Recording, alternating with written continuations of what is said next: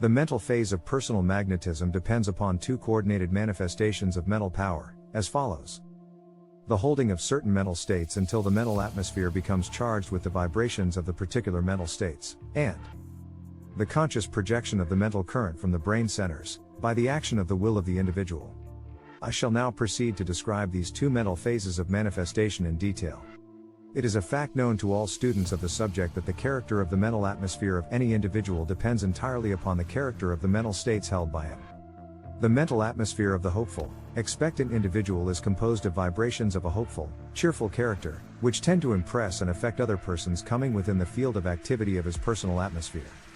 Likewise, the mental atmosphere of the gloomy, depressed individual is composed of vibrations of a gloomy, depressing character, which impresses and affects individuals coming in contact therewith. And, in the same manner, all of one's mental states will become manifest in his mental atmosphere, and accordingly, will affect those with whom he comes in close contact. The truth of the above statements will become apparent to anyone who will give the matter a moment's careful consideration, remembering at the same time the impressions created upon him when he has come in contact with different individuals. He will remember that some individuals have left upon him the impression of gloom, inefficiency, failure, etc. Others have left with him a feeling of suspicion, distrust, and uneasiness. Others still have given him the impression of cheerfulness, friendliness, confidence, and goodwill. The atmosphere of some persons is such that it causes us to let them alone, and to take no stock whatsoever in their business propositions. Others, instead, imbue us with confidence and trust, and give us the feeling that we would like to do business with them. Some persons leave upon us the impressions that we have been in the presence of a snaky thing, and we often can scarcely repress a shudder of disgust and dislike, while others create in us the impression that the other person is a good friend and can be depended upon as a helper and comrade. Why?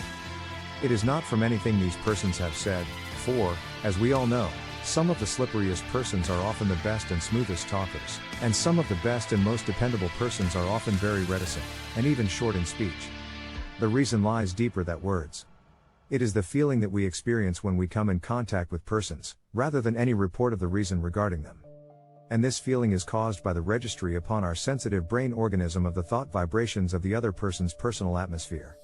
Not only are these things noticed in the person himself or herself, but even the very residences, stores or other places frequented by the individual are also affected by the continuous influence of the thought vibrations of his or her personal atmosphere. Did you ever notice how some houses produce upon you a feeling of sadness or woe, or worse, while others seem to carry within them an air of health and good cheer, happiness and content? This is often true although the house may have been unoccupied for some time.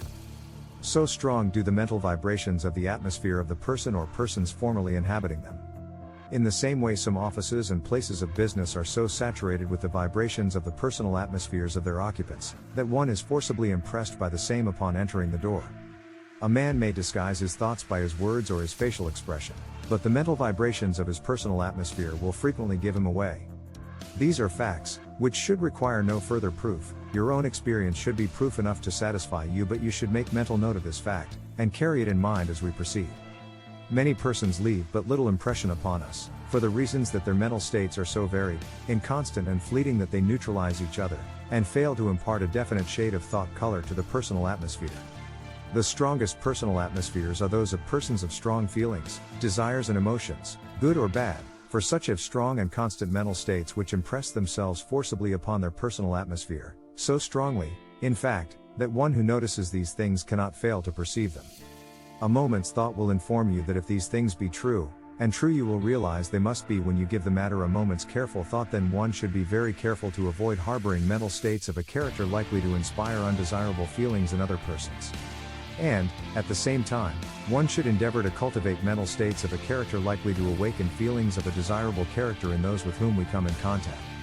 In fact, a great portion of the following chapters will be used to teach how to cultivate just such mental states so as to rate the desired effect upon others, for in this lies one of the great secrets of personal magnetism.